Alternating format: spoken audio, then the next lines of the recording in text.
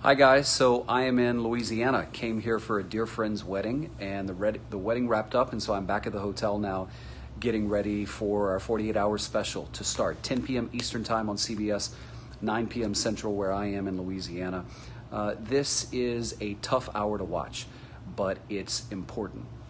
Not only is it a fascinating story in terms of what seemed like a clear-cut case of suicide and led to a first-degree murder charge, it's an important story that we hope will create a conversation between mothers and fathers, and also between parents and their kids.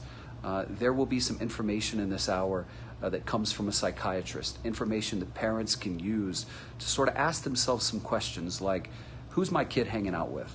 Who might they be hanging out with that I don't even know about? Who are they seeing that I've never met or I don't even know the name of?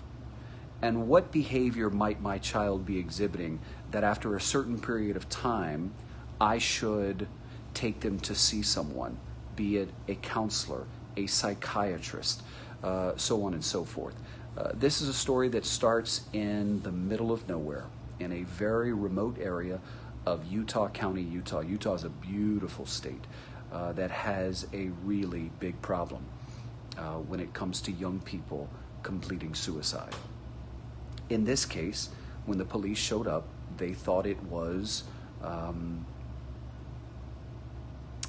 typical case of suicide, until a young man came walking up the hill and said to one of the officers, "I think you might want to talk to me. I have some information you might want to hear."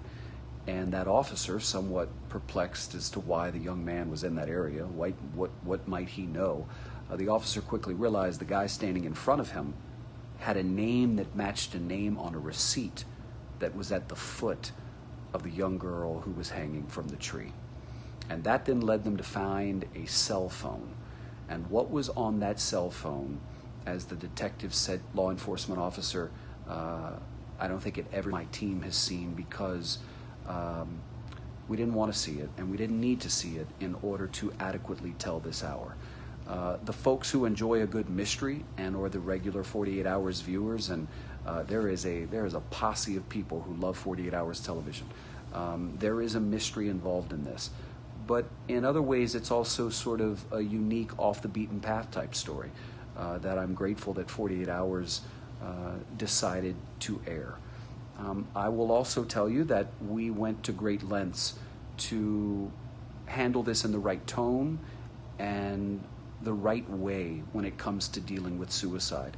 There is academic material from experts that really delves into how you should, terms like committed suicide is no longer what's used, it's now completed suicide. Families who've lost loved ones to suicide will tell you that committed suicide is suggesting that the person who did it committed some type of crime. Completed suicide is the phrase that is used not only by families but also by experts. So this was a real learning experience for all of us who was involved.